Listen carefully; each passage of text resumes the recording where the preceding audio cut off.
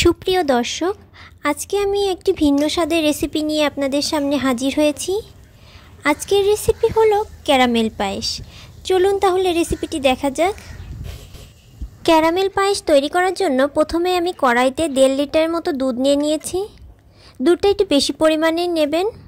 এর মধ্যে আমি তেজপাতা 1টি দিয়েছি, এলাচ 2টি দিয়েছি একটু থেতো করে ঘ্রাণের জন্য।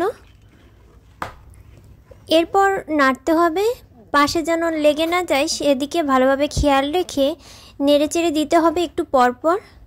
দুধটা আমরা একটু ঘন করব, অসম্ভব মজা হয় এই পায়েসটি খেতে।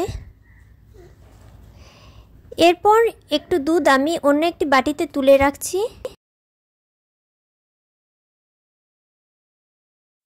এরপর অন্য একটি পাত্রে আমি 1 মুঠো পোলাওর চাল নিয়ে নিয়েছি। এখানে যেহেতু আমি 1.5 লিটার মতো দুধ নিয়ে নিয়েছি, এর জন্য আমি 1 মুঠো পোলাওয়ার চাল ব্যবহার করেছি। দুধটা আমি ঘন করব, একটু ক্রিমি করব, সেজন্য আমি 1 মুঠো ব্যবহার করেছি।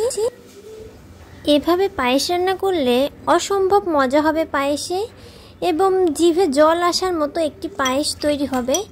এর মধ্যে আমি 1 চামচ ঘি দিয়ে ভালোভাবে মাখিয়ে নিচ্ছি, যাতে চালটা দুধের মধ্যে দিলে দলা পেকে না যায়। আর যে দুধটা উঠিয়ে রেখেছিলাম সেই দুধের মধ্যে গুঁড়ো দুধ দিয়েছি 2 চামচ, দিয়ে অনবরত নাড়তে হবে যেন এর মধ্যে কোনো দলা পেকে না থাকে গুঁড়ো দুধটা যখন এরূপ ঘন হয়ে আসবে তখন আমি এর মধ্যে পোলাওর চাল দিয়ে দিয়েছি।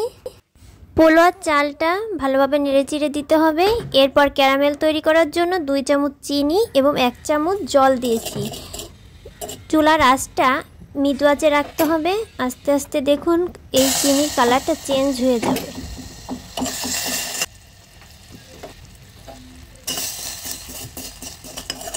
চিনিটা যতক্ষণ না পর্যন্ত গলছে ততক্ষণ আমি এইভাবে মৃদু আঁচে রাখবো। আর অন্যদিকে আগে যে দুধের সাথে গুঁড়ো দুধের মিশ্রণটি গুলিয়ে রেখেছিলাম সেটা আমি কড়াইতে ঢেলে দিচ্ছি এবং তারপর নেড়ে দিচ্ছি ভালোভাবে। এতে স্বাদটা দ্বিগুণ বেড়ে যাবে।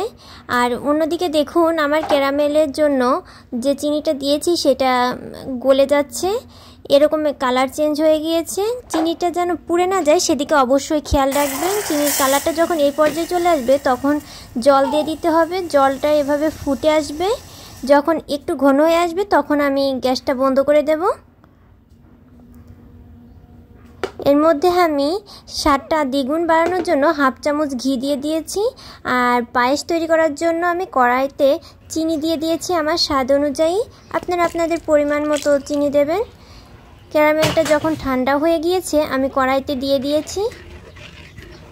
এরপর নেড়ে দিচ্ছি। দেখুন এই কালারটা দেখুন, এই যে চেঞ্জ হচ্ছে ক্যারামেল দেওয়াতে, এবং স্বাদটাও অনেক ভালো লাগে এবং মজা হয় খেতে।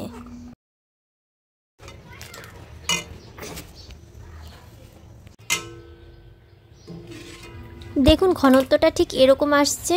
আমি আরেকটু জ্বালিয়ে নেব। আর একটু ঘন হয়ে আসলে আমি গ্যাসটা বন্ধ করে দেব। বেশি ঘন আমি করব না, কারণ এটা ঠান্ডা হলে আরেকটু জমে আসবে। আমি এর মধ্যে ঘ্রাণের জন্য এলাচ গুঁড়ো করে দিয়েছি।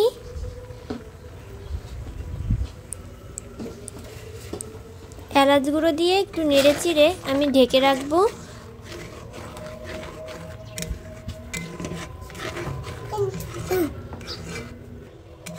দেখুন তৈরি হয়ে গিয়েছে অসম্ভব মজার ক্যারামেল পায়েস। আমি এখন সার্ভ করার জন্য একটি সার্ভিং বলে ঢেলে নিচ্ছি। দেখতে যেমন লোভনীয় হয়েছে, খেতেও কিন্তু অনেক লোভনীয় এবং মজার। আপনারা একবার তৈরি করে অবশ্যই জানাবেন আপনাদের কেমন লাগলো। আমার তো অসম্ভব মজার লেগেছে। এভাবে পায়েস রান্না করে বাসার সবাইকে খাওয়ালে সবাই অবশ্যই অনেক প্রশংসা করবে। আর গেস্টকে আপ্যায়ন করার জন্য একটি মজার রেসিপি এটা।